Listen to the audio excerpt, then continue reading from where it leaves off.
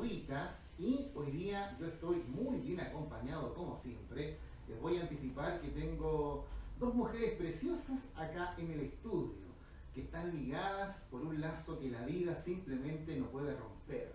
Ese lazo maravilloso que es la maternidad, lógicamente, y también lo que es ser hijo de una mamá preciosa, cariñosa, que te invita a formar parte de la vida. Hoy día vamos a hablar un poquito de letras, de poesía, de vivencias personales, de sueños y también de lo que está pasando a nivel cultural en nuestra provincia de Quillota y en nuestra provincia de Marga Marga y también a nivel nacional. ¿Usted ha escrito alguna vez? ¿Ha tomado el lápiz? ¿Ha sentido esa inquietud por plasmar, registrar algún momento importante, algún sueño? La invitada del día de hoy se llama Susi Maldonado y al parecer en algún minuto de la vida quizás nació, a lo mejor dentro de la guatita de su mamá ya venía pensando en algún poema, en algún escrito. Me contaba hace algunos minutos que sus profesores siempre le han dicho que nunca deje de escribir. Me imagino que debe ser parte de su pasión. Bienvenida Susi Maldonado a Compartir el Familia. Hola, hola, buenas. En realidad me gustaría que recuerden este nombre, Ámbar de Tomoe, que ese va a ser en realidad mi marca y es algo que a mí me identifica mucho porque Ámbar se define como una persona capaz de poder expresar una idea y de ser resiliente ante la vida. Y Tomoe, una guerrera china de una dinastía muy antigua, que gracias a ella pudieron ganar muchas batallas y era la única mujer como caudillo en esa época. Entonces siento que también eso define un poco mi vida, porque me ha tocado luchar bastante como todos en general, pero he disfrutado mucho el proceso. Lo único que puedo decir que este proceso de la vida para mí es un viaje que hay que disfrutar. Y parte de este viaje justamente está en las letras, el deseo de poder expresar una idea a través de palabras simples, a través de lo que realmente dicta mi alma, de lo que voy sintiendo. Y eso es lo que hago. Y estoy feliz realmente de poder expresar mis ideas vivenciales de una manera clara, sencilla y como me dijeron por ahí, una poesía para el pueblo. O sea que hoy día estoy acompañado de tres personas, porque, ¿cierto? Está Susi, está Ámbar, ¿y cómo se llama tu hija? Sara. Sara. Ella es la segunda al mando, yo soy la capitana de la familia, ella es mi primer teniente. La primera teniente, perfecto. ¿Y la segunda cómo se llama? Mi segunda se llama Emma. Emma. Y ella está encargada del humor en la familia. ¿Cómo es eso? ¿Es la más chistosa, la que saca risa? Es la más chistosa. No se puede hablar nada en serio con ella porque siempre hay algo, un toque de humor, y por muy enojada que estemos, es imposible mantenerse seria por más de 3 segundos. Por sus caras, por lo que dice, por la genialidad de sus frases. En realidad ella es nuestro toque de humor. El toque de humor de la familia que siempre es necesario. A veces la vida se pone un poco dura, un poco difícil y ahí ese integrante de la familia viene como anillo al dedo. Esencial. Yo te preguntaba, antes de iniciar el programa, ¿dónde habías encontrado o cuándo había nacido esta inquietud por escribir? Y tú me dijiste desde siempre. ¿No tienes un momento en la memoria? La verdad, esto es una anécdota bien familiar. Ya a mis 9 años yo hice mi primer intento de grabar poesía, era para el Día de la Mamá. Yo quería hacerle un poema un día especial a mi mamá. Estábamos viviendo en Punta Arenas en esa época. Mi papá era marino, así que hemos vivido en todas partes de Chile. Y mi hermano mayor y mi hermana menor, porque yo soy la del medio, por ende sufro el síndrome de hermana del medio. Ellos a mi fondo gritaban y cantaban y me molestaban y yo trataba de grabar hasta que me enojé tanto que al final no grabé nada, pero quedó la grabación en un cassette de esa época de Chayanne. Eran como los primeros temas de Chayanne. En los espacios en blanco ahí tengo unas grabaciones que quedaron de mi intento de hacer poesía para el Día de la Mamá a mis 9 años. Fui una persona a la que realizaron mucho bullying sus hermanos, pero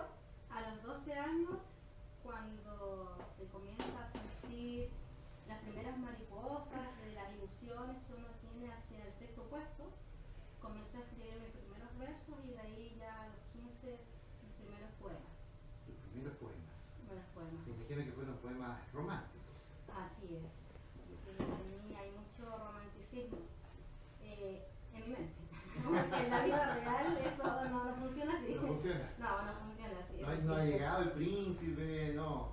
No, lamentablemente creí que tuve uno a lo mejor hasta cierto punto durante 8 años de matrimonio, donde nacieron mis hijas, pero mi príncipe decidió formar una familia, así que ahí quedé con mis 2 hijas, que es lo mejor de ese matrimonio, mis 2 hijas en realidad, y que son mi motor, son mi todo. De ahí obviamente se vivió todo el proceso, un año de duelo, otro año de encontrarme, de encontrar un equilibrio, de saber quién soy, qué quiero, dónde voy. El tercer año yo ya estaba como con un norte, ya sabía qué es lo que quería. Mis noches durante el primer año fue de llorar, cada noche. A las 7 de la mañana me levantaba como, ok, aquí vamos de nuevo, vivía todo mi día, y a la noche nuevamente a mis periodos de llanto. Ahí nacieron varios poemas también en ese periodo. Y nada, pues ya una vez que encontré mi equilibrio, mis cosas, y viví mi duelo, porque yo decidí vivir mi duelo como corresponde. Yo dije, voy a llorar lo que tengo que llorar, bien sufrido, y de ahí nunca más. Y así fue. De ahí ya nunca más, y 7 años ya sola, con mis hijas, y la verdad he disfrutado mucho este proceso. He crecido mucho. La persona que era en esa época, la que soy ahora, somos muy distintas, realmente muy distintas. Un proceso que es compartido por muchas personas, no solamente en Chile, sino que también en el mundo. Hay hoy día varias miradas respecto a cómo el ser humano ha ido cambiando, las costumbres sociales también han ido cambiando. Antes pasaban cosas muy trágicas, pero por justificaciones que en realidad nunca fueron justificaciones, se soportaban dolores muy intensos durante mucho tiempo, incluso a veces durante toda la vida. Y socialmente no se daban los pasos necesarios para poder sanar, para poder aliviar a alguna persona que estuviera estando en desventaja, con una tremenda sobrecarga y también, por qué no decirlo, con traiciones incluidas. Hoy día la sociedad ha cambiado muchísimo. Hoy día incluso los especialistas hablan de que cada ser humano debiera tener entre 2 o 3 parejas serias, formales, significativas, para que se entienda bien durante toda su vida.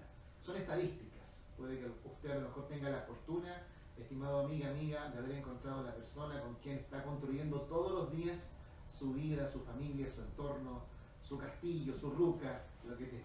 A otras personas a lo mejor les cuesta un poquito más la integración o simplemente no ha aparecido aquella persona que esté a la altura de las circunstancias, porque también vivir en pareja significa renunciar a muchas cosas, significa una madurez tremenda. Así es, la verdad que hasta ahora yo logro proyectarme solamente viajando por el mundo con mis hijas, como lo único que hay en mi mente. No hay una proyección de algo, de alguien al lado. Seguramente no estoy yo preparada para volver a iniciar.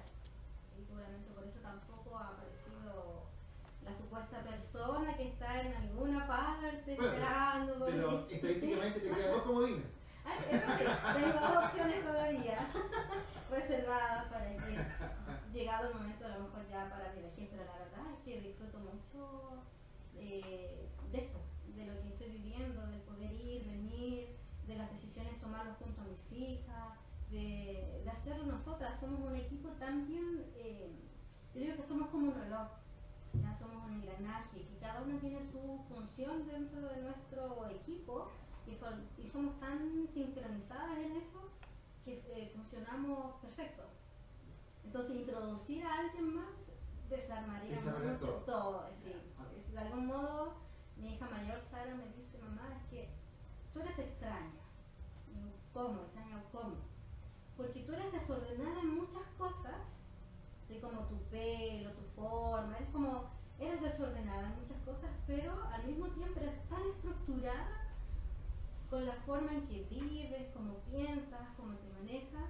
Entonces eres como muy difícil de entender, mi hija mayor. Puede que sí sea tan compleja que eso hace que me guste el orden que le dije a mi hermano una vez, el ecosistema que he armado junto a mis hijos. Entonces desarmar eso me tomaría un tiempo volver a tener un ecosistema que para mí sea agradable. Les voy a contar, mis buenos amigos y amigas, que en este minuto Sara está de camarógrafa, está justamente llevando esta conversación a través de las redes sociales y como una buena compañera de trabajo está con su mamá Susi o Ámbar aquí en el estudio. Porque, ¿con quién hablo, Sara? ¿Con Susi o con Ámbar? Con Ámbar. Con Ámbar, perfecto. Entonces vamos a hablar con Ámbar a partir de ahora. Oye, ¿qué significa para ti la poesía? Una liberación del alma. Una vez escuché a Alejandro Sanz que dijo que un suspiro es una poesía ahogada. Y la verdad es que en ocasiones yo he sentido una inquietud dentro de mí que necesita ser expresada. A veces no sé bien qué es lo que es. De hecho, me siento como, diría mi mamá, un león enjaulado dentro de mí misma. Y de pronto viene a mi mente alguna palabra, alguna frase que al ponerlo en el papel nace 1, 2 o 3 poemas simultáneamente. Puede demorarme 5, 10, 15 minutos escribir 2 o 3 poemas, o simplemente hasta que ya no sienta ese ahogo en mi alma. Cuando ya siento que cada palabra expresó todo lo que tenía atorado, dejo de escribir. Y ahí pauso por un tiempo. Entonces, para mí la poesía es la mejor manera que tengo de expresar lo que no entiendo, lo que la razón no entiende, pero sí que mi alma convoca y necesita liberar. ¿Y qué has expresado con tu poesía en estos años? Mira, en el libro que lancé hace poco, el audiolibro que lancé hace poco, que se llama Un muso para cada década, justamente tiene como mucha poesía romántica, amores de los 12 años, de los 15, de los 17. Hay unos poemas también referidos y pensados en mi abuela materna, que, bueno, el talento o el deseo y todo esto viene desde esa época. O sea, viene genéticamente, vengo predispuesta a que mi abuela Susana, ella declamaba en los teatros de Valparaíso, en el Velarde, en los grandes teatros, a sus 4 años, ella declamaba un poema de Flores, ¿ya? Alejandro Flores. Y ella era de las personas que hacía callar en teatro y las hacía llorar con la manera de expresar su poesía. Y a ella yo le adjudico en el fondo este talento, este deseo de poder expresar mis ideas a través del escrito. Entonces, me perdí. ¿Cuál era la pregunta? ¿Qué expresas? ¿Qué expresas en tus obras? ¿Verdad? Hiciste mención a un mozo para cada época. Sí. Y bueno, ahí tengo como varias y entre medio también está mi abuela, poemas como vivencias en relación al adulto mayor en general. Pero sí pensado en ella. Me acuerdo que ese poema lo escribí cuando yo iba camino al liceo. Se subió un abuelito. Yo venía viviendo en Gómez Carreño, en la Avenida España. Se subió este abuelito muy cansado y de lo que quedó de viaje hasta que me bajé salió este poema que es dedicado a mi abuela. Tan solo segundos, algo así se llama. Tan solo segundos. Lo tengo aquí, si quieres lo puedo llamar. Fantástico sería escuchar. Sí, no va a ir con música de fondo, lo que tengo yo en general va con música de fondo y eso tengo que agradecérselo a Cafuné. Cafuné. Exacto, Cafuné. Él me ayudó en esta parte, en este primer trabajo, él puso toda la música de fondo por cada poema que grabé ese día. Y él puso la música de acuerdo a lo que él iba sintiendo, lo que yo iba escribiendo. Entonces cada uno de mis 23 poemas tiene un tema diferente de fondo, porque va como enfocado a lo que estoy expresando en ese momento. Pero como ahora no está Cafuné conmigo, lo voy a reclamar solamente sin música, pero sí lo puedes encontrar en Spotify, como un muso para cada década, así tal cual está la obra, lo puedes encontrar ahí musicalizado. Un mozo para cada década. Sí. Se llama Vida a través de unos ojos. pensado en mi abuela Susana, como te comentaba, pero que le inspiró un abuelito que se subió en la avenida España hace muchos años atrás. Dice así: eran tan solo segundos para descubrir en sus pupilas el secreto de una vida. Era solo observar su piel, tersa y suave, para notar su dulzura. Ella irradiaba tanta vida, era hija del sufrimiento y sobrina del esfuerzo. Una vida indeseable, sin embargo, dulce tormento para Susana. Susana de mirada constante, llena del fuego de la vida. Mentiras, traiciones formaban parte de su vida. Aún así, ella mantenía su alegría. En su dulce e inocente alma, para ella era una travesía. Se confortaba en su esperanza y se alegraba por su constancia. La satisfacción de su lucha era su progenie. Y ahora descansa sonriendo, abrazada al lecho de su muerte.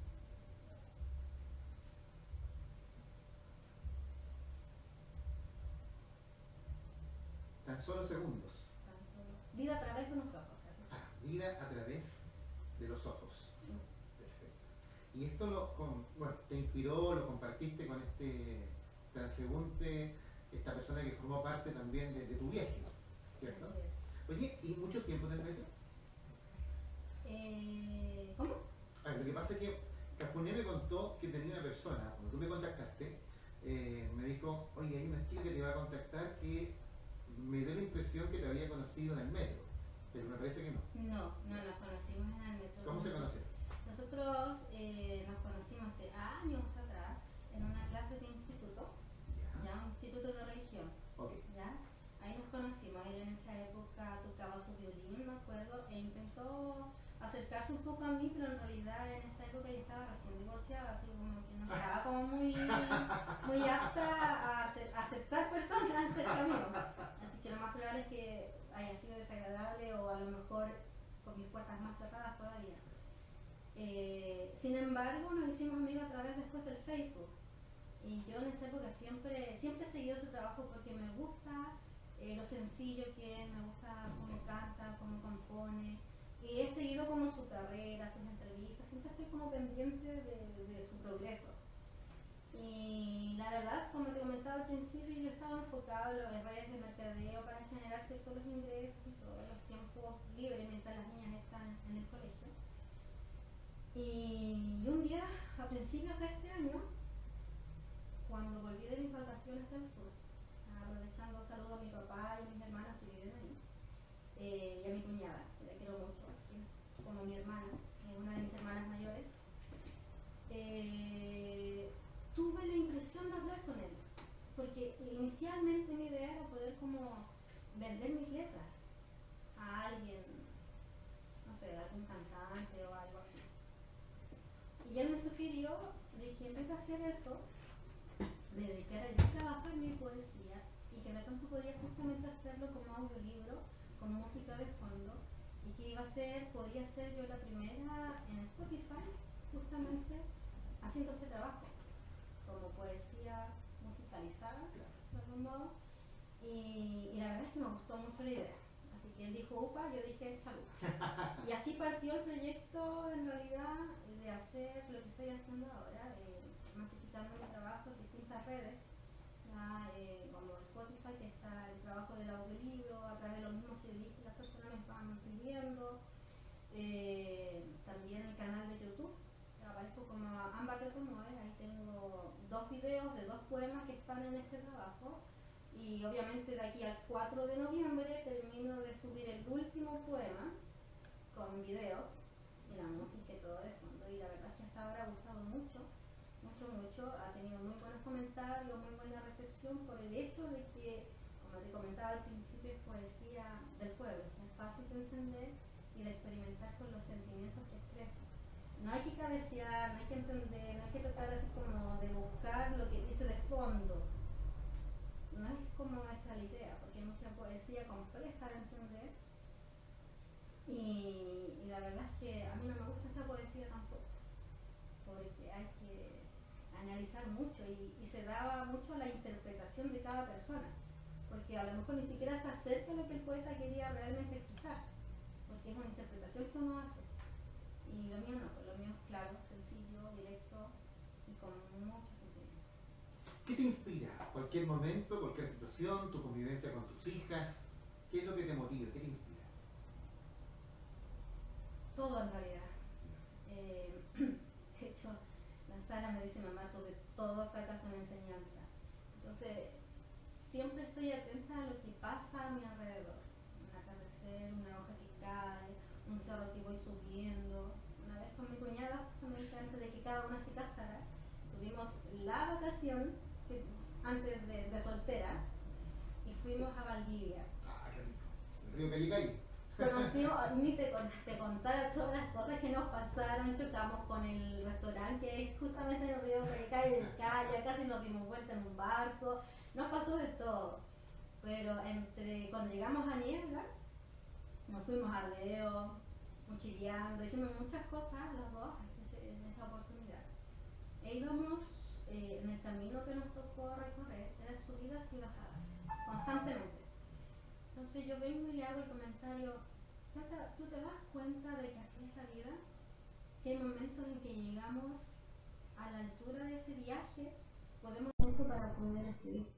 De hecho, igual en la página Ámbar de Tomoe en el Face, o Poesía Ámbar en el Facebook, ahí pueden encontrar como todo mi trabajo. Ahora solamente estoy promocionando la primera parte de mi vivencia, como la parte de más adolescencia.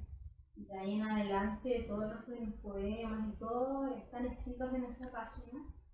Y bueno, ayer, como comentaba al principio, ya pude sacar el seudónimo, proteger la obra, derechos de autor y todo, como corresponde, para poder hacerlo de manera profesional. Donde sea que me lleve, hasta qué punto que llegue, no lo sé.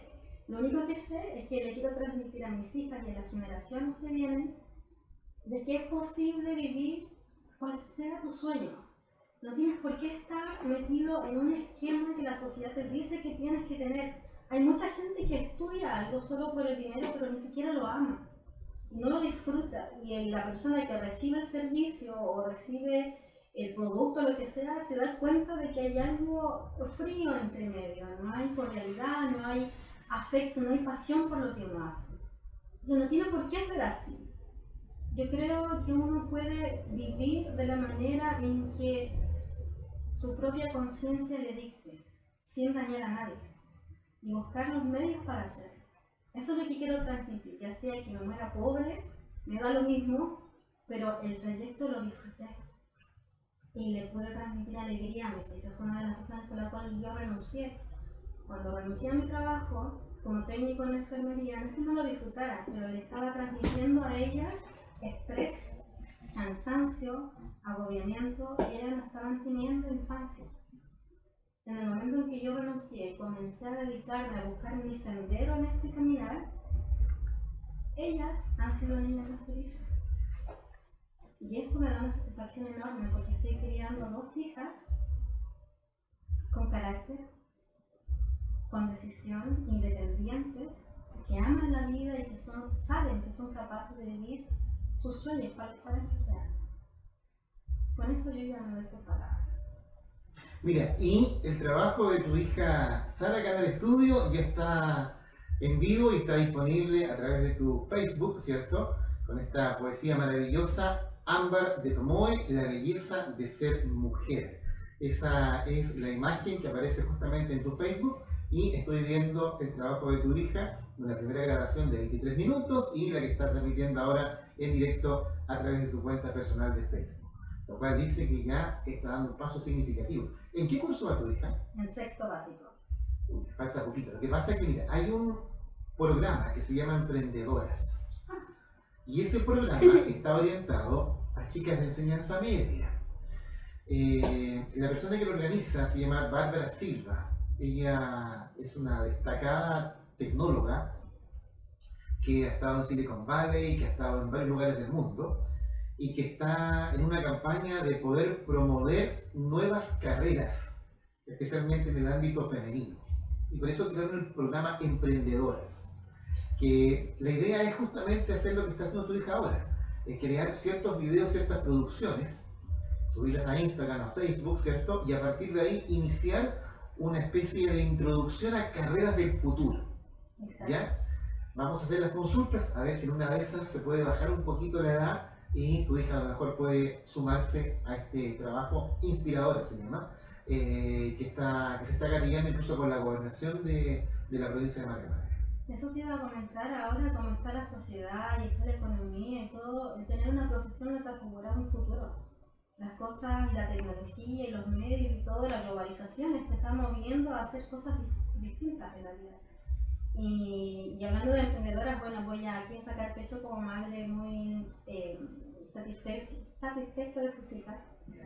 Que, bueno, mi hija Sara, cuando era bebé, yo salía con ella, yo renuncié en ese periodo también a mi trabajo en el postnatal, y salía con ella a vender productos puerta a puerta, pan integral, cosas sanas.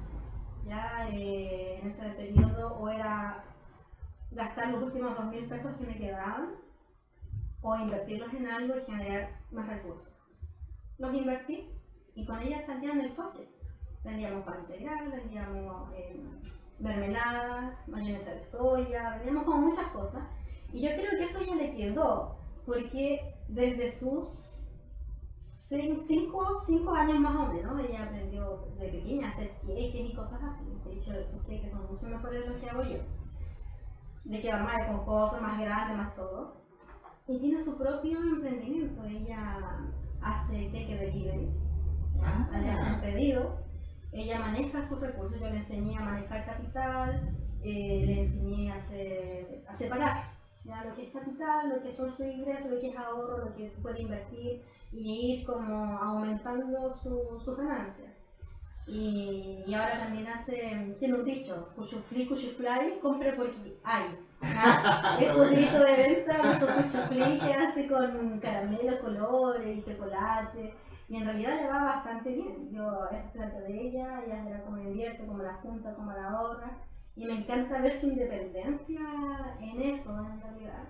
Y es una de las satisfacciones que siento de la decisión que tomé de haber renunciado, porque creo que bajo la presión del estrés que yo estaba viviendo en esa época, no creo haber sido capaz de enseñarle lo que le he podido enseñar ahora, que me he dedicado a ser madre al 100%, y bueno, emprendedora, empresaria, escritora, en los tiempos que ellas están en el colegio.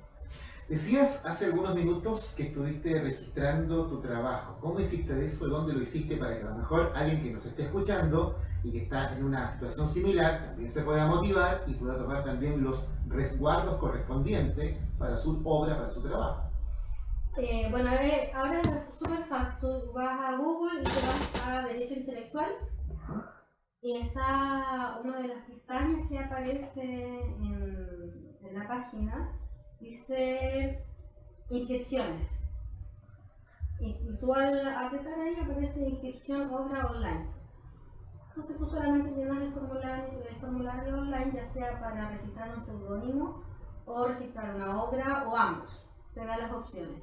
Cuando llenas todos los formularios y mandas toda la información, tú tienes que pagar ese derecho.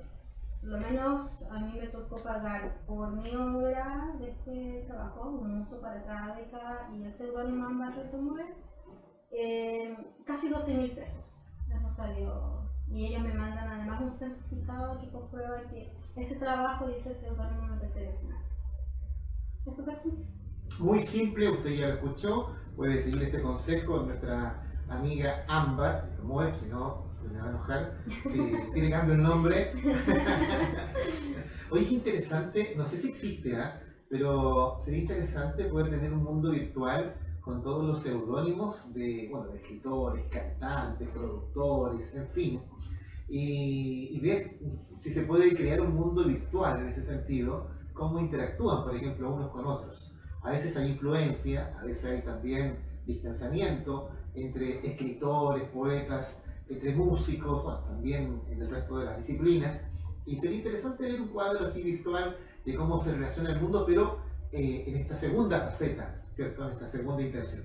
¿Por qué elegiste, al principio lo comentaste un poquito, pero profundicemos un poco más. Ámbar, ¿por qué? Bueno, ámbar por varias razones. Primero, me fascina el color ámbar, ¿Ya? porque no es ni amarillo ni dorado, es una mezcla media translúcida entre café claro y no sé, me gusta ese color. También porque es una resina de un árbol muy extraño en Asia, que tiene ese color, por eso ámbar. Y por significado de nombre, dice que es una persona que es muy resiliente, o sea, que se adapta a las circunstancias, que tiene la capacidad de expresar adecuadamente sus ideas, con elocuencia, y su voz es escuchada. Es lo que dice como por definición el nombre ámbar. Y de Tomoe, bueno, el de lo agregué yo, pero Tomoe es una mujer, una guerrera china, de una dinastía muy antigua allá en China. Y ella fue la única mujer en ese ejército, era una caudillo que lideró muchas batallas y llevó a la victoria en muchas peleas a esa dinastía. ¿Y cómo llegaste ahí, a esa historia, a ese relato? La verdad es que aquí tiene que ver Cafuné, porque él me explicó antes de que empezara yo con este proyecto, de que es importante justamente comenzar a tener una imagen. Ya el sushi solamente está reservado para mi familia. Ellos me conocen tal cual como yo soy, lo bueno, lo malo, mi intimidad. Ámbar de Tomoe va a ser conocido en otro ámbito, otras partes, otras áreas, no entran como a mi círculo tan cercano. Entonces, él me explicaba que era importante tener un seudónimo y una imagen como, no sé si la palabra sea comercial o artística más bien, de quién voy a ser ante el mundo, arquetipo. Entonces me dijo que buscara un nombre que yo sintiera que se adaptara a mí. Y así comenzó mi búsqueda. Había hartas opciones entre medio, pero primero me fui a ámbar porque siempre me ha gustado. Ya busqué y dije, sí, se relaciona un poco como soy, mi carácter, las cosas que me han pasado. Y Tomoe, porque en realidad igual a mí me gusta mucho, con mi hija mayor disfrutamos mucho lo que es la cultura japonesa, los chinos, como la forma que tienen de ser espiritualmente, Japón por lo que es la disciplina, el orden. Hay un hombre que me gusta mucho que se llama Yokoi Kenji, que es japonés colombiano, y uno de sus conferencias habla de que la disciplina siempre le gana a la inteligencia.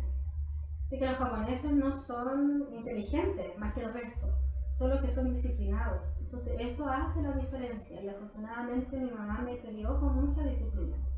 Nunca le hice quita a eso y me gusta la disciplina. Por eso mi hija me dice, no te entiendo, porque eres tan estructurada y disciplinada para tantas cosas, pero en tu persona eres tan desordenada que es como contrario. Y en realidad creo que mi pelo va conmigo, con mi personalidad en general, o mi forma, no me preocupo mucho de la apariencia, pero sí lo que es la disciplina. Yo, por ejemplo, mi hermana se ríe porque yo me levanto de lunes a viernes a las 5:30 de la mañana. No porque me tenga que, digamos, tan lejos o algo, sino para poder meditar, leer, hacer ejercicio, ducharme y luego levantar a mis hijas para que ellas tomen su desayuno y ellas no salen de la casa si la cama no queda hecha. O sea, ellas parten su día armando su cama y dejando la pieza ordenada. Por lo mismo, porque sin disciplina no llegas a ninguna parte. Y si quieres vivir tus sueños, sea cual sea, necesitas disciplina. Necesitas tener una estructura, saber cómo llegar. Para llegar al monte tienes que ir escalonando de una manera pausada, tener un plan, saber qué hacer en caso A, B, C, D, Z. Tienes que tener opciones y plan y formas de llegar. Porque solo soñar sin acción es solo una ilusión. Es una vaga ilusión. Yo conozco una Tomoe Gosen, pero ella es japonesa. No sé si es la misma a la cual tú haces referencia. Esta Tomoe Gosen fue una de las pocas, si no la única, no fue la única, pero fue una de las pocas samuráis que existieron. Ella, Gosen no es un apellido, Gosen es un título de honor, también de disciplina, de honorabilidad, que era algo muy, muy importante en el mundo de los samuráis. Pero tú haces referencia a otra Tomoe, una china, no sé si es la misma, la que yo conozco es japonesa. Puede que sea la misma, yo haya confundido, ¿Ya? porque me fui por el lado japonés, así que lo más probable es Y que cuando haya empezaste a hablar de disciplina, Exacto. dije capaz que sea la misma, Puede que porque sí. fue una mujer, primero que nada, la cultura oriental es una cultura que tiene los roles muy marcados, hasta el día de hoy, pese a que ha cambiado muchísimo, pero si hacemos una rápida revisión en la historia, nos vamos a encontrar con que en la época de los samuráis, por ejemplo, los roles estaban muy marcados. Entonces, que una mujer fuera samurái era como ir contra todo lo establecido. Sin embargo, tiene sentido si uno va a la fuente, al espíritu, a la esencia de cómo nacen los samuráis. Y ahí esta mujer tenía todas las condiciones para poder transformarse en un samurái, que no le fue fácil, fue muy difícil, pero lo logró. Y fue tan así que logró justamente este título adicional por su nobleza, por su grandeza. ¿Te sientes una pequeña samurái? Sí, lo puedo decir con toda certeza, sí. Me siento, primero, pequeña, porque soy pequeña, ya tengo 1,51 m, soy Bueno, joven. los japoneses, los Soy joven, literalmente, pero sí, yo creo que mi esencia está muy relacionada como son los samuráis, lo que es el honor, el compromiso, la disciplina. Sí, me siento como ella, y aparte de eso, siento que no sé cómo explicarlo, pero siento dentro de mí que tengo algo que entregar al mundo. Ya sea el mundo quinta región, ya sea el mundo mis hijas, ya sea el mundo, cualquier mundo. Ya, no tiene que ser mundial, mundo mundial, no necesariamente, pero sí siento que tengo mucho que entregar, mucho que dar, mucho que decir. Y siento de que una de mis tareas es cambiar el tema en relación al pago de lo que significa la cultura. Yo he escuchado a muchos artistas que, por ejemplo, poder subir, trabajar, es para uno como artista es muy caro. De hecho, poder hacer mi audiolibro y todo, yo tuve que invertir mucho y tuve que recurrir al banco Papá Ayúdame. ¿Ya? Ese es mi banco personal. Banco Papá Ayúdame. Banco Papá Ayúdame, por favor. Y gracias a ella y a mi hermano también, que han sido como un aporte fundamental en eso, yo pude sacar adelante todo lo que son las grabaciones y las impresiones y la pelea con la impresora. Ese trabajo en realidad es bastante, uno tiene que invertir mucho, pero por ejemplo pagar millones de pesos por un teatro para poder, que no sabes si se va a llenar o no se va a llenar, que tiene que salir de tu bolsillo, y que a lo mejor no vas a ganar nada, y que si, no sé, quedan 100.000 pesos de ganancia entre comillas, tienes que dividirlo en todos los que participaron. Y si participaron 5 o 10, tuviste 2 horas para ganar 5.000 pesos, 10.000 pesos, dependiendo de cuánta gente llegó o no llegó. Entonces, creo que, como le dije a la directora del teatro de Gilfue, creo que igual le dan mucho énfasis a lo que es música y baile, pero a lo que es literatura, a lo que es poesía, no hay apoyo. Es como no hay, bueno, tampoco los cantantes como Rafael, por ejemplo, que tienen que también hacer todo su trabajo de forma independiente.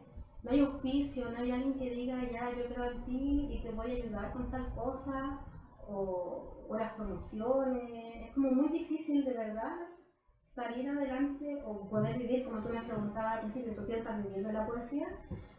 En realidad, aquí en Chile es un desafío hacerlo. En España no es así, en Argentina tampoco. En otros países de Latinoamérica no es difícil vivir de la escritura o de ser artista. O destacas mucho, o tienes mucho apoyo de alguien, o te mueres en la penumbra y en la sombra de nadie. Entonces creo que quiero hacer como un cambio en esto. Ahí también siento de que a lo mejor soy algo de samurái. Luchar contra un sistema que priva la libertad de poder expresar tus ideas. Y que tus ideas sean valoradas tanto en ser escuchadas como en la economía también.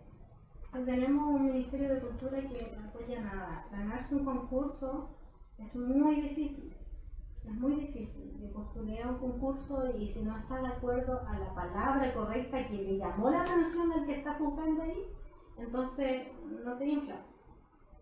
Y casi todo se va a Santiago, los recursos. Dicen que Santiago no es Chile, pero lamentablemente es un hecho. Es así. Casi todos los recursos se destinan a Santiago. Y hay mucha gente en Punta Arenas, aquí mismo en la región. Ámbar, en tu Facebook tienes una foto de tu rostro, me imagino. Es una foto tuya, ¿cierto? Sí. Ya. Lo que pasa es que tiene un trabajo visual, tan blanco y negro, quizás algo de sepia, pero tienes un rostro distinto, tienes un rostro ahí, una sonrisa preciosa, tienes un estilo como el que vivió en algún minuto Luz Eliana. No sé si tú conoces a Luz Eliana, que tiene un tema famosísimo. Ella es de la década del 60 y tienes un rostro en esta fotografía de aquellas mujeres que, por ejemplo, Celia Cruz, no el rostro, sino que me refiero al estilo, del estilo colombiano, del estilo cubano, del estilo centroamericano, donde la sonrisa es en la carta de presentación, donde el pelo también tiene una especie de, no sé, de moño, de algo, de decoración, que marcó todo un proceso, una época musical. Lo que pasa es que la estoy viendo en este minuto, te miro, ¿cierto? Estoy comparando en forma... Y no se parece nada. No, sí se parecen. Lo que pasa es que me doy cuenta que además de escribir, tú perfectamente podrías estar personificando algún papel, podrías estar perfectamente, no tienes problema de lenguaje corporal. Cuando, antes de comenzar, ¿cierto?, la conversación, y durante la conversación, te has movido un poco con el cuerpo, con los hombros, con los brazos, con las manos, y estoy seguro que si estuviéramos en un escenario, por ejemplo, estarías representando, estarías gesticulando, estarías marcando con propiedad algunas palabras, algunos sentimientos, algunas emociones. ¿Alguna vez has incursionado en el teatro? Llegó la hora de acusar a mi mamá. Ah. Es tu culpa. No, mentira. ¿Ves? Hubo una época en que yo quise estudiar teatro, pero adivina qué me dijeron. No. ¿Cómo vas a hacer eso? Nadie vive del teatro y que la vida bohemia y un montón de cosas por el estilo. O sea, la parte negativa del tema, que es factible, pero no necesariamente tiene que ser así. O sea, uno toma las decisiones de cómo quieres vivir tu vida y cómo lo vas a enfrentar. Pero la verdad es que sí, he hecho algunas obras de teatro y de hecho en un certamen que hubo de obras de teatro yo gané la estatuilla de la mejor actriz. Me tocó ser un varón. También fue en una batalla, de hecho, fui una guerrera con espada. Me acuerdo que hicimos todo un tema, una coreografía para que la pelea se viera muy bien, real, intensa. Y la verdad saqué lágrimas, aplausos y saqué la estatuilla de la mejor actriz del certamen. Y sí, fíjate, yo creo que lo haría bien. Creo que sería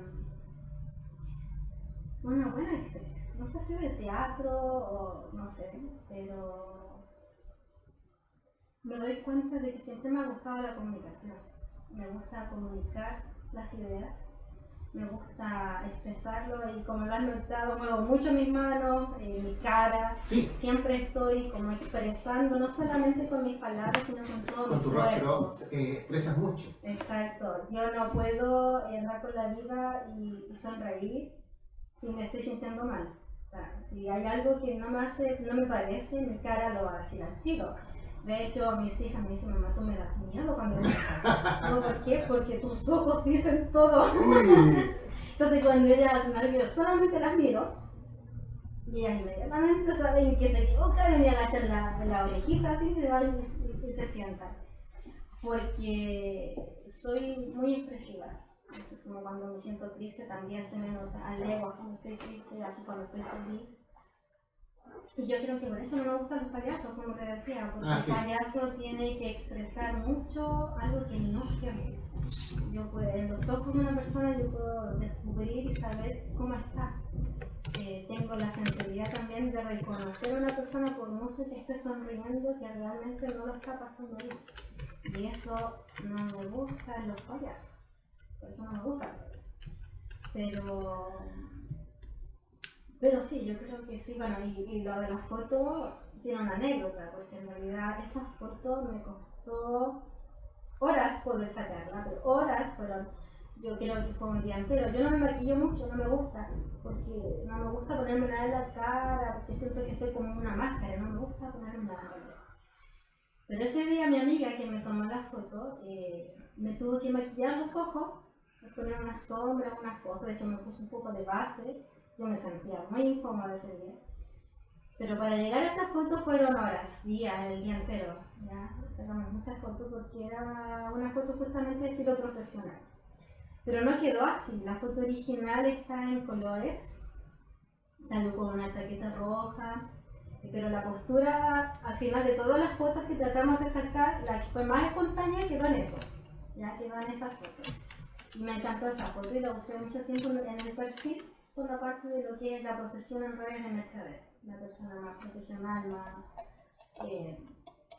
más empresarial. Esa era la foto, la original.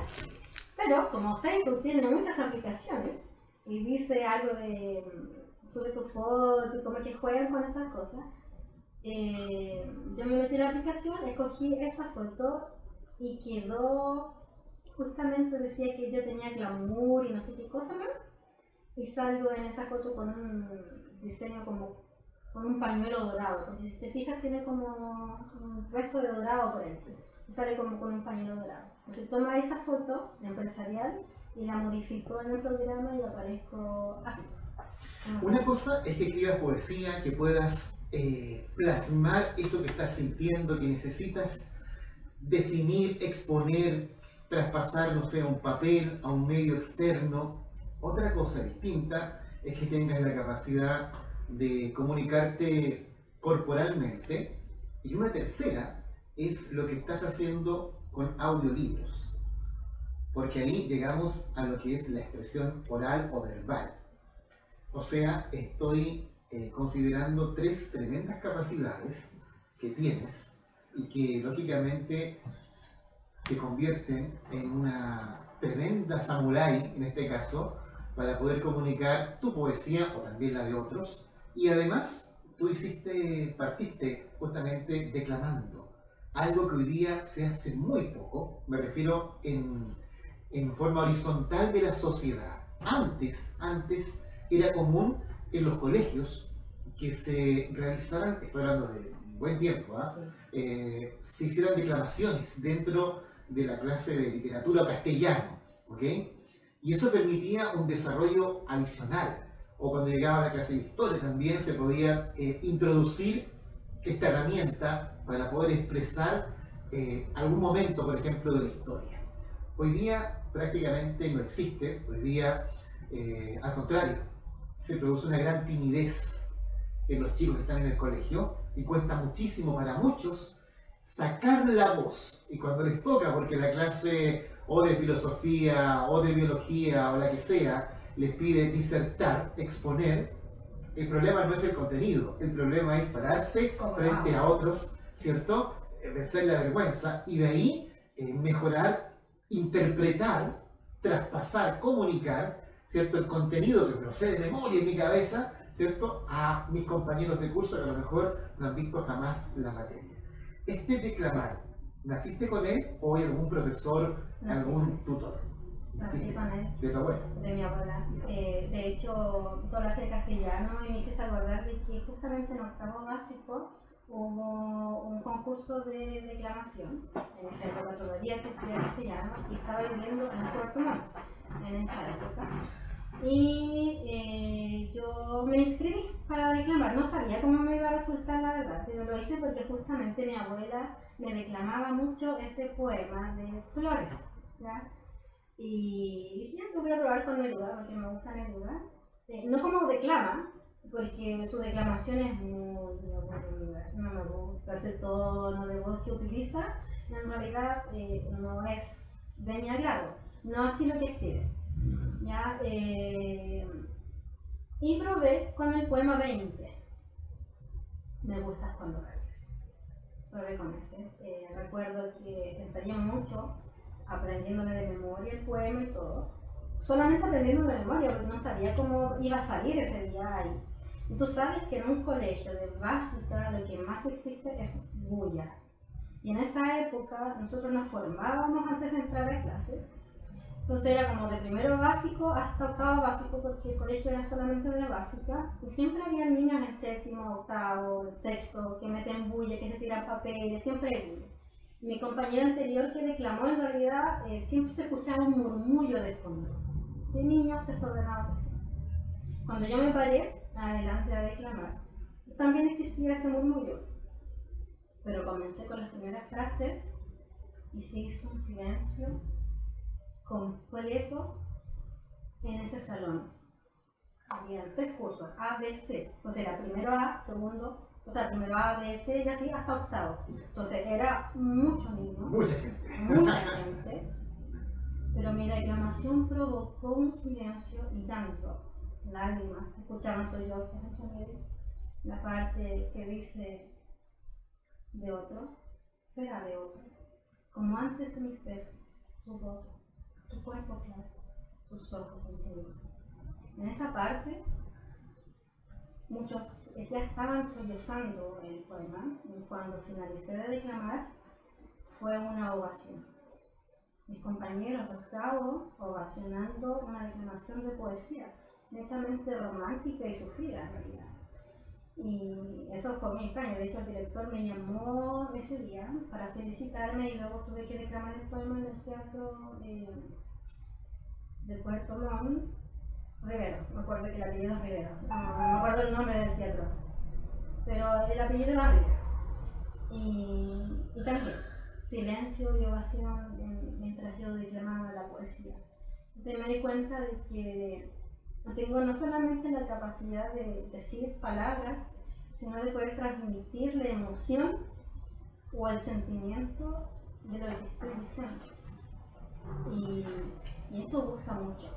De hecho, el hacer un audiolibro ha sido como algo hasta ahora bastante alabado por mis cercanos, por la gente que me está siguiendo en estas cuentas de YouTube y del Facebook, porque sienten en mis palabras lo que realmente quiere decir el poema, lo que realmente está expresando.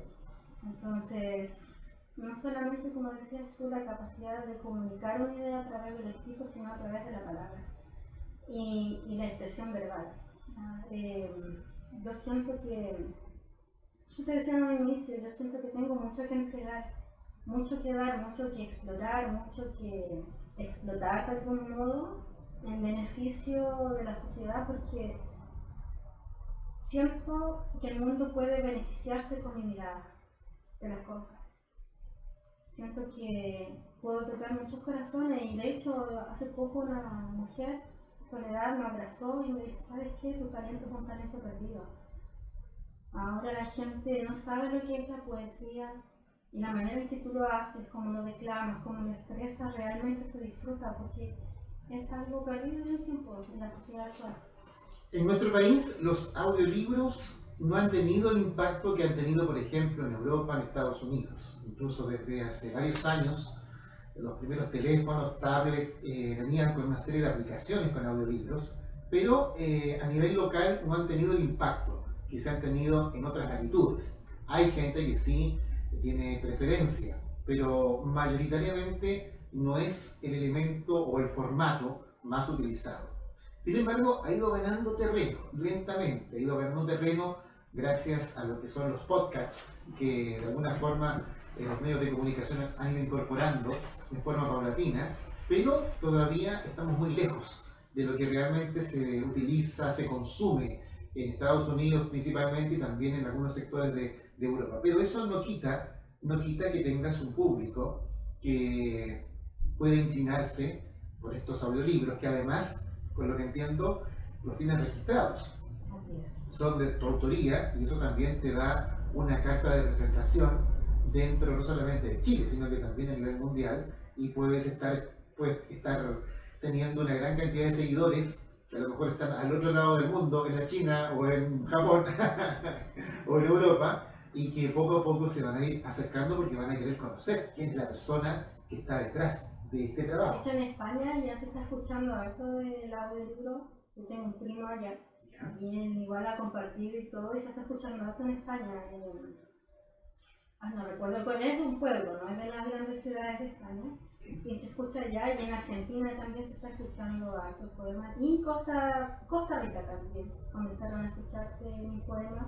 Ya me han llegado comentarios a través del mismo canal de YouTube y a través de Instagram. También me han preguntado, porque también he compartido por ahí los videos. Y en realidad, sí, aquí en Chile es poco conocido, es poco usado, pero en otros países de Latinoamérica sí se utiliza y se escucha, y la verdad es agradable. Así cuando Cafuné me dijo, hagámoslo de esta forma, ¿te parece? Te prometo que dentro de mí todo me dijo, sí, vamos, hagámoslo. Yo soy de esas personas tan instintivas de que si todo dentro de mí me dice no, es no. Si me dice arranca en otra dirección, arranco en otra dirección, porque siento que no es el lugar, no es la forma, no es la persona, no es, me arranco, salgo bien. Pero con este proyecto, la verdad es que todo dentro de mí me dijo, sí, tienes que hacerlo porque las puertas se van a abrir, y te prometo que desde febrero que comencé a hacer el proyecto ahora, las cosas han funcionado de manera muy fluidas, muy fluidas. Y siento de verdad que este es mi año. Yo lo he comentado con varias personas. Hasta hace poco siento que llegué a ser la madre que yo quería ser para mis hijas.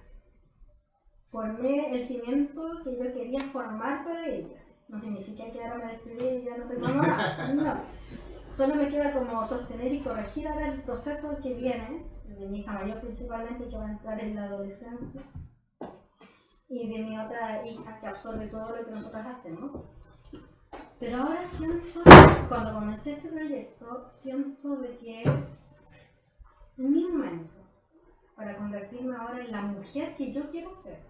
Porque ya logré la etapa de convertirme en la madre que quería ser para mis hijas. Ahora estoy en ese otro proceso, convertirme en la mujer que quiero llegar a ser.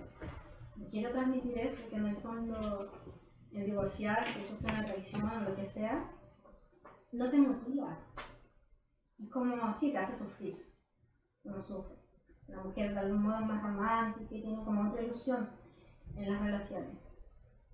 Pero no te motiva, o sea, vive el sufrimiento. Si tenés que llorar, llora. Si tenés que gritar, grita. Vívelo, vívelo. Pero como le dije a mis hijas, llora 5 minutos. Pero luego, lávate la cara y sigue viviendo.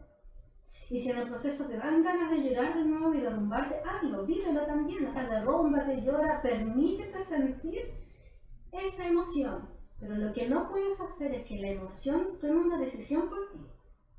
Eso jamás. Entonces, eso es lo que necesito transmitir al mundo, o sea, como sea el tamaño del mundo. De que cada proceso hay que vivirlo bien, de principio a fin, pero no puedes permitir que la emoción de ese proceso tome las decisiones en tu vida. ¿Ha sido una catarsis la poesía? De algún modo, sí. Más que no sé si catarsis, pero ha sido como me dijo Octavio una vez, es mi refugio, es el lugar donde yo me puedo escapar y ser yo, únicamente yo.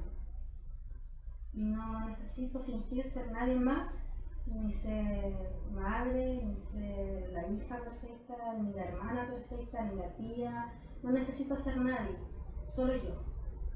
Y entonces la poesía para mí siempre ha sido la vía de escape, de protección que tengo ante el mundo, ante lo que me pase o lo que me ocurra.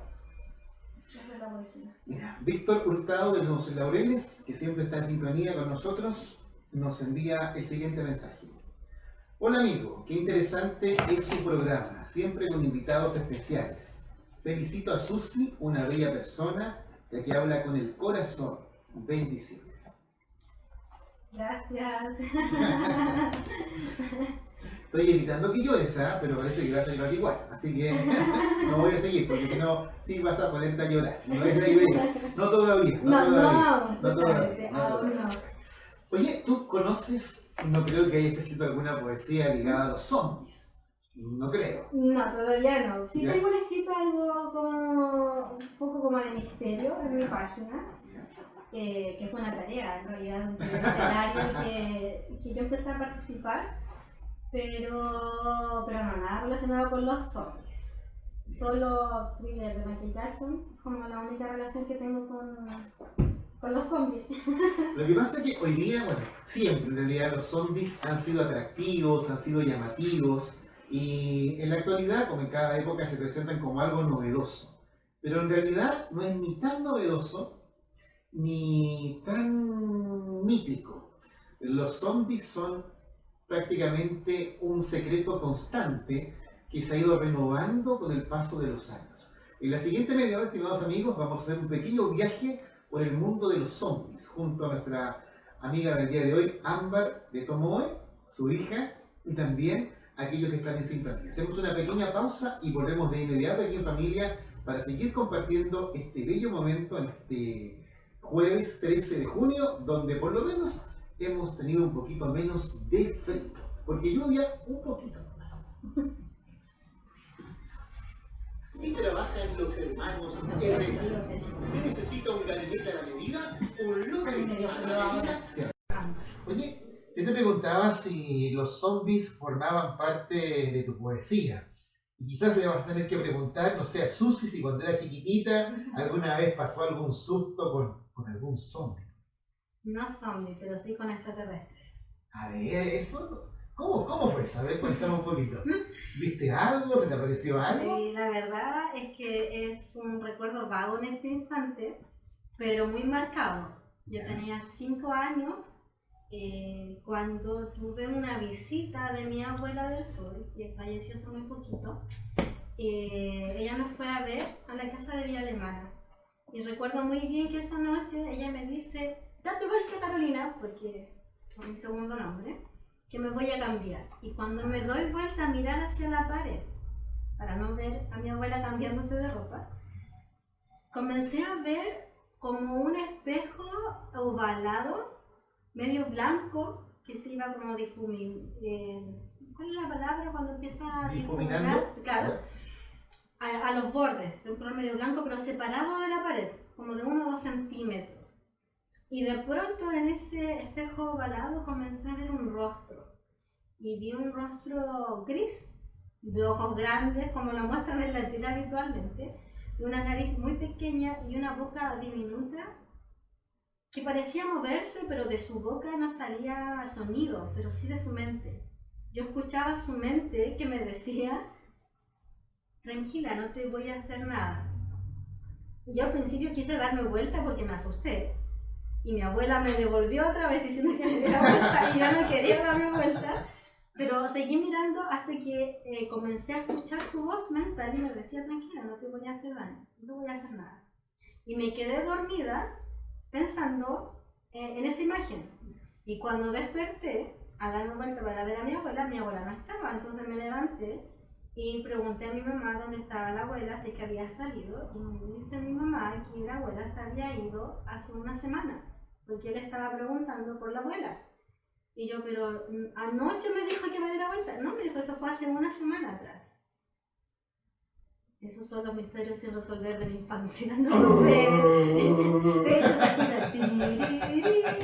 Si te siente hay alguna corriente por la espalda, no se preocupe porque yo también la sentí mientras narraba la historia. Son cosas inexplicables en mi vida, como faltas de tiempo. Oye, y cosas que pasan. No sé. Yo iba a hablar de los zombies, pero con esto ya me ganaste. Que iba a hablar de zombies, de ser a esto es mucho más temeroso. Uy, me dio una cosquillita en la espalda recién. De hecho, te escuchaba. desperté ese día con una cicatriz ahí en ese lado, que no hay razón, no sé si la logras ver ahí en el dedo. ¿Tu pulgar? No, acá, aquí. Ok. En ese dedo. Esa cicatriz yo no la tenía. Y con el tiempo después de eso apareció esa cicatriz. No sé si es después de ese evento o a lo mejor me pasó otra cosa entre medio y me hice la cicatriz, no sé, pero no recuerdo. Tú dijiste extraterrestre. ¿cierto? Pero eso está en el límite de fantasma, de fenómeno paranormal. ¿Por qué lo asocias a extraterrestre?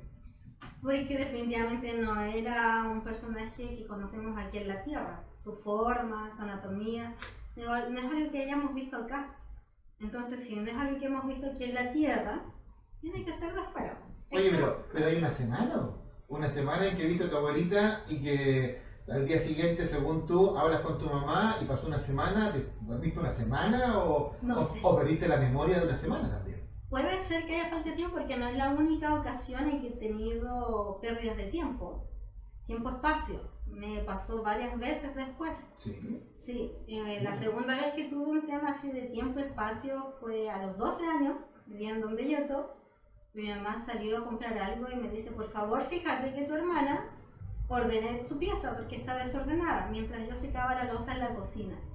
Perfecto, mi hermana mayor, yo me quedé a cargo de la casa y del orden.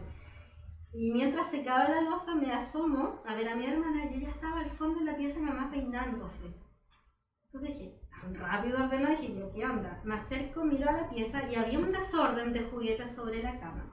Que yo me acerco, tomo el juguete, lo dejo en la cama y me asomo al marco de la puerta y llamo a mi hermana. Y le digo, Mari, ven a ordenar. Y ya ordené. Mentira, porque yo acabo de estar, estoy aquí, veo tu desorden, acabo de tomar tu desorden y tú me dices que ordenaste, pero si ya ordené, y vino enojada a mostrarme que ella había ordenado. Y cuando me doy vuelta y ella entra a la pieza, me muestra la cama. Mira, está ordenado. Y estaba efectivamente ordenado. Y yo recién había tomado el desorden, estaba mirando el desorden. Y en ese lapso en que ella viene, entra, estaba todo ordenado. ¿Qué pasó ahí entre medio? ¿Nunca has hecho un seguimiento? O sea, ¿tienen más capítulos así o no? Sí, tengo otro que porque en ambos casos se repite el tema tiempo. Sí, y este tercero también es tema tiempo. Y la verdad mi hermano me dijo hace poco que justamente lo registrara, así que me podía pasar más adelante. Pero no sé por qué, pero en el segundo medio, estaba ya viviendo de nuevo en Puerto Montt, y nosotros salíamos a almorzar, o nos quedábamos a almorzar en el liceo, que teníamos jornada completa, o salíamos a almorzar, teníamos 1 hora y media y volvíamos. Y con mi compañera Carol siempre nos juntábamos en la misma esquina a las 2 de la tarde, después del almuerzo, porque nos demorábamos 20 minutos en llegar al liceo y entrábamos a las 2:30. Entonces caminando normal, 20 minutos, o sea, llegábamos siempre a las 2:20 de la tarde al liceo. Y ese día recuerdo que salí muy apurada de la casa porque estaba muy justo en la hora. Llego a la esquina a las 2 de la tarde a esperarla, me dieron las 2:10 esperándola y no llegó. Entonces dije, ya, me voy, pero hecha una bala para llegar justo a las 2:30. Y bajé rapidísimo y llego a las 2:30 y cuando entro por la puerta eran 10 para las 3 de la tarde. Y yo le digo a mí, pero es que es imposible porque yo salí y le dije, yo tenía que llegar a las 2:30, tu reloj está malo. No, mi reloj está bueno. Y miro mi reloj y seguían estando, estaba como, cuando yo entro eran las 2:30, cuando veo su reloj y luego reviso el mío eran 10 para las 3 de la tarde. Y cuando me pareció extraño y la niña, como yo nunca llegaba tarde, me dijo, ya pasa, no te voy a anotar. Porque no era habitual que yo llegara tarde. Y cuando entro a la sala a reclamarle a la Carol por quién había llegado y que la había estado esperando, ella me dice, es que tú nunca llegaste. Yo te esperé de las 2 hasta las 2:10, llegué a las 2:30 súper rápido, pero tú nunca llegaste. Yo le dije, ¿cómo? Yo estuve ahí y tú no llegaste. No, me dijo, tú no llegaste. O sea, a ver, de los 3 episodios, lógicamente el más llamativo es el primero. ¿Ya? El hecho de que haya pasado una semana de tiempo, porque uno podría decir, mira, quizás los otros 2 episodios podrían, no sé, asociarse o explicarse por algún tipo de, no sé, de laguna, ¿te fijas? Los seres humanos sufrimos durante el día, cada 90 minutos, no nos damos cuenta porque es un nanosegundo lo que se gatilla, tenemos como una actualización de información entre el consciente y el subconsciente. Es como una pequeña lagunilla muy chiquitita que no se percibe, ¿ok? Que se traspasa información. Pero hay personas que tienen algún tipo de alteración en su cerebro y que a veces se producen lagunas por distintos motivos, por una enfermedad, por una tensión, por una variación dentro de sus compuestos químicos, en fin. Pero eso es con cierta frecuencia, entonces es fácil darse cuenta, detectarlos, pero son por tramos de tiempo acotados, 15 minutos, por lo que tú decías recién, o 3 minutos, 2 minutos puede ser, pero ese episodio tuyo con tu abuelita que pasa una semana, que te dice tu mamá, ese es fuerte, ese es como para... Sí, yo en realidad lo tomé como algo de la infancia, nomás que a lo mejor le bajaba el perfil, nomás que fue a lo mejor algo que yo me imaginé y está ahí en la memoria como algo que a lo mejor imaginé. Nunca le busqué más explicación a eso, ni tampoco mis otras faltas de tiempo a mis 12 y después a los 15, 16 años. En realidad siempre lo he dejado como una anécdota y nunca me he puesto a investigar tampoco más allá ni nada por el estilo. Y a lo mejor esos eventos han aportado un poco a mi locura, ¿ya? A ser como soy. Yo siempre he dicho, yo nací de alma libre.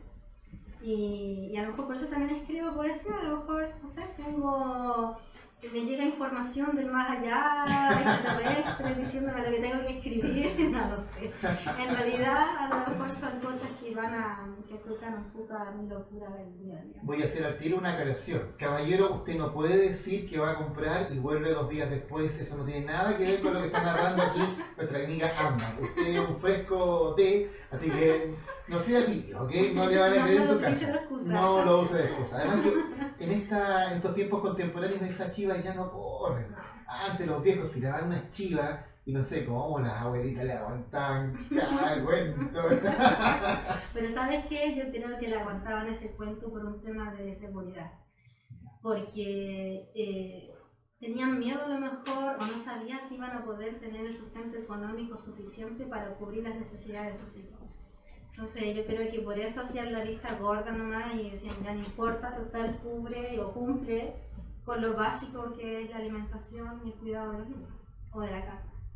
Ahora eso ya no ocurre y no sirve porque la mujer sabe que puede rebuscársela para poder cubrir esas necesidades, ya sea en un trabajo con horario, con jefe o de manera independiente, sea como sea, uno va a poder cubrir esa necesidad. Cuando escribes poesía, cuando escribes alguna novela, no sé si has escrito novelas, cuentos. Nunca me tiraba novelas ni cuentos, pero sí contaba muchos cuentos y bueno, había cuentos, ¿sí? Novelas, Bueno, en los cuentos en el cine, que también es una forma de contar un cuento, de contar historias, ¿cierto? Hay varias figuras. Y hay una figura que es muy utilizada también en seriales, por ejemplo, como de Netflix o de televisión, que es la figura del zombie. Y el zombie en realidad no es tan reciente, es bastante antiguo. Y también podríamos decir que no es tan mitológico como habitualmente se presenta. Es bastante más carnal en cierta medida. Incluso hay varias historias, hay varios trabajos que han podido demostrar, por ejemplo, cómo en ciertas zonas del mundo se intentó o se vivieron etapas donde el zombie, quizás con otro nombre, tenía una vivencia. Por ejemplo, lo que se sabe es que hay una tradición vudú que puede en cierta medida explicar lo que nosotros hoy día llamamos como zombie. ¿Qué es lo que es un zombie? Es un muerto viviente, exactamente. No es que resucite, sino que sigue estando muerto pero camina entre nosotros. Y no es que venga a darnos, no sé, las gracias, a saludarnos, sino que al contrario, viene tétrico, feo, causa desierto. Sin embargo, dentro de lo que es la historia, lo que se ha recorrido durante los años, incluso en Haití, ahora que tenemos muchos amigos haitianos en nuestro país, por eso me acordé y dije, vamos a contar esta historia del zombie. En Haití se dieron muchos casos de este tipo de situaciones. Incluso por allá por el año 1919, entre 1919 y 1930, varias personas trataron de indagar y descubrir qué tenía de cierto la historia de los zombies. Y resulta que se encontraron con algunos casos bien humanos. Primero que nada, que a un ser humano tan vivo como usted y como yo, estimado amigo que está en sintonía, le aplicaban una especie de droga que tenía la emulación de la muerte. Cualquiera que viniera lo veía, mira, falleció Juanito, Pepito, María, falleció. Es más, hacían hasta rituales religiosos para despedir, ¿cierto?, al deudo. Y al momento de enterrarlo, le aplicaban otra dosis de un químico. Y ese químico, lógicamente a partir de plantas, no de químico de farmacia, esta persona volvía en forma abrupta, pero sin la capacidad de ejercer su voluntad. Y ahí empezaba como a caminar sin sentido, sin saber quién era, y desde ahí se toma este relato y se le da, lógicamente, una caricatura, como que viene de más allá, como que está muerto y vuelve. Ahora, hay algo que sí tienen en común la leyenda, el relato ficticio con la historia real, que en ambos casos la persona queda sin voluntad, y en el segundo caso, el caso real, la persona queda dañada cerebralmente y ya no puede volver a ser la persona que era antes. ¿Sabes por qué pasa eso? La escucho. Porque, bueno, nuestro cerebro tiene muchas neuronas y por el hecho de acotar o bajar tanto la disminución de la frecuencia cardíaca, disminuye la oxigenación al cerebro. Entonces eso, por segundo, mueren millones de neuronas. Entonces, si pasó mucho tiempo esa persona en ese estado de hipoxia cerebral, lógicamente esa persona va a volver retardada de una manera significativa en sus funciones de extremidades, de comunicarse, de moverse, dependiendo de la cantidad de neuronas que hayan sido muertas en el periodo de hipoxia que estuvo su cerebro, mientras su corazón latía al mínimo, pero al mínimo grado de su funcionalidad. Mira, hace un tiempo atrás, hace varios años, me puse a buscar información. Vivía en la tarde y dije, voy a compartir un poquito de estos zombies porque están como que han vuelto, han tomado nuevamente presencia en la música, en el cine, también en Netflix y otras cadenas de producciones audiovisuales. Y encontré unos documentos del primer caso documentado de una persona que estaría en esta calidad de zombie. Ella se llamaba Felicia Félix Mentor. Ella fue una mujer fallecida a la que se le dio sepultura en el año 1907 y a la que muchos aseguraron haber visto unos 30 años después, con la misma mirada perdida de que habitualmente vemos a los zombies en el cine o en la televisión. Incluso hubo una norteamericana que se dedicó a recorrer su historia para saber si realmente había algo de cierto o no. Ella, en el año 1937, o sea, 30 años después, fue justamente a Haití. Y ahí comenzó a descubrir, entre varios rumores, que había un proceso que se llevaba a cabo justamente con drogas o con sustancias que lamentablemente no tenían respaldo ni legal ni tampoco evidencia científica. Es decir, no había algo que leer para decir, esto es lo que hacen. Entonces no le quedó más que empezar a escuchar más rumores. Y ella empezó a escribir cómo supuestamente se realizaba este proceso de zombificación. Así ella lo bautizó. Este proceso, en resumen, es lo que yo te contaba. Una persona normal, como tú, como yo, como algún auditor que nos está escuchando, auditora, se le aplicaba una sustancia conocida como golpe de polvo. Esta sustancia hace justamente que la persona quede en un estado muy similar a la muerte, pero sigue viva. Y pasa justamente de lo que tú señalabas, una disminución de los latidos cardíacos, por lo tanto menos sangre llegando al cerebro, con menos frecuencia. Y, lógicamente, a esta señora que yo te contaba al comienzo, la enterraron. Logró dar con la historia de la persona que supuestamente fue Felicia Félix Mentor, una mujer que falleció en el año 1907, que fue sepultada en 1907 y que después, unos 30 años después, fue vista caminando con los rasgos de un zombie. Bueno, esta otra investigadora empezó a recorrer Haití, se dio cuenta que habían familiares que estuvieron presentes en el entierro, en la sepultura, y le contaron qué pasó, cómo pasó, que realmente había muerto y que por favor no se burlara, que no ofendiera la memoria, ¿cierto?, de su familiar, porque era imposible que la viera en algún otro lugar del mundo. No quedó otra cosa que ir a ver la tumba. No había nadie. Cuando abrí la tumba no había exactamente nadie dentro de la tumba. Uy, qué lindo. Entonces, una cosa no confirma la otra, pero bueno, ¿dónde está el Que cuerpo? por último ¿Ya? hubiesen habido restos de hueso o algo, Exactamente. pero si no había nada de nada. Ahora, la segunda parte, bueno, porque acuérdate que la leyenda señala, o más que la leyenda de la historia, señala que después de esta primera dosis de esta sustancia, la persona es sepultada, pero después es retirada. Y al momento de ser retirada, le dan una paliza a esta víctima para que no tenga reacción, y ahí es cuando le aplican una segunda dosis de un potente psicoactivo que la saca de este estado de letargo, pero que ambas sustancias lógicamente ya han dañado el cerebro, más lo que es el tiempo de poca pulsación sanguínea, y ya la persona queda prácticamente sin voluntad y caminando así por la vida con un letargo. ¿Qué come? ¿De qué se alimenta? Simplemente, según los propios relatos, de la caridad y de la misericordia que tuvieron algunos vecinos durante largo tiempo, que dicen haber convivido con personas en esa situación que pasaron por procesos similares. En el fondo eran como pequeñas, no sé si mafias, pero eran grupos que para poder dar una venganza, un castigo, aplicaban este tipo de ceremonias. ¿Sabes qué me hiciste acordar de Romeo y Julieta? Shakespeare por primera vez hablar de esa droga. Es que por primera vez en esa droga, cuando a Julieta toma este veneno, es justamente la misma de una planta, se saca justamente esta droga que hace y simula su muerte. Pero en un ratito, no va a Exacto, pero en ese caso tenía que ser cortito porque si pasaba mucho más tiempo, efectivamente iba a quedar, si Julieta hubiese revivido, hubiese quedado inservible para el pobre Romeo. Pero el pobre Romeo la vio muerta y dijo, no puedo vivir solo sin Julieta.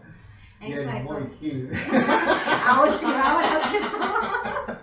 Y creo que ella despierta y lo encuentra ahí. Como una tragedia realmente. No más que eso ya no pasa.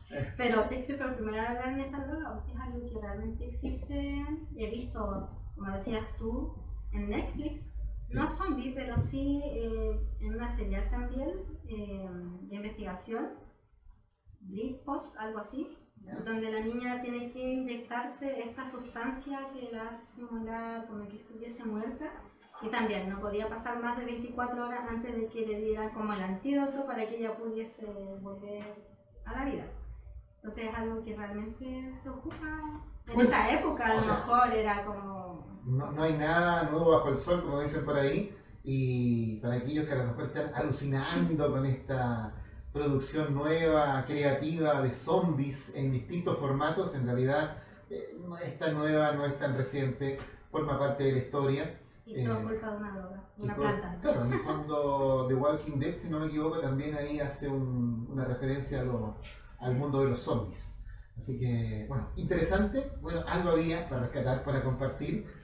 Las historias dan para mucho y eso es lo atractivo que tiene justamente el poder escribir a través de la imaginación o también a partir de la experiencia, de la vivencia.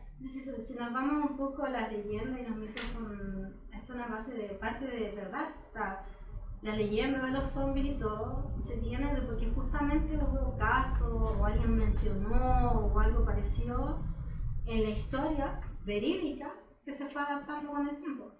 Entonces no es tan irreal el tema de los zombies, solo que hay que investigar justamente los zombies. Hay que investigar. Ya sabemos que es culpa de una planta. Quien tiene la culpa de que usted simplemente se vaya transformando en un adicto de esos productos tan exquisitos para hacer pasteles, por ejemplo, para hacer pan sanito en su casa, son los patricios. Los patricios abrieron el lunes, este lunes, en la mejor ubicación de Limache, en la avenida República con Echaurre, justamente en la esquina. Ahí los patricios hoy día forman parte de nuestra vida social en la comuna de Limache. ¿Qué va a encontrar ahí? Primero que nada, si a usted le gusta cocinar, si a usted le gusta desarrollar su propio pan o hacer pasteles, galletas, todos los insumos de la mejor calidad, al por mayor y al por menor, ¿cierto?, están en los patricios. Pero además, en este mes de lanzamiento, por cada 10.000 pesos que usted se lleve de los patricios, ellos le devuelven 1.000 pesos. Te llevas 10.000 pesos, por ejemplo, en chocolate de muy buena calidad, ellos te devuelven 1.000 pesos. Paso el dato, no solamente de calcetines viven los padres. El fin de semana es el día del papá, no solamente de calcetines vivimos los padres, así que un chocolatito también no vendría nada de mal para algún papá. Vayan a los patricios, hay todo tipo de productos, hay aceite, chocolates, dulces para aquellos que a lo mejor necesitan tener algún adicional, ¿cierto? En los recreos, en las vacaciones, que ya se vienen las vacaciones, están ahí a la vuelta de la esquina. Los Patricios, Echaurren, esquina República, en Limache, justo al ladito de la Plaza de las 40 Horas, en nuestra querida comuna de Limache. Hacemos una pequeña pausa y seguimos compartiendo aquí en familia. No se vayan porque tenemos muchas historias para compartir con ustedes. Gracias. Ahora,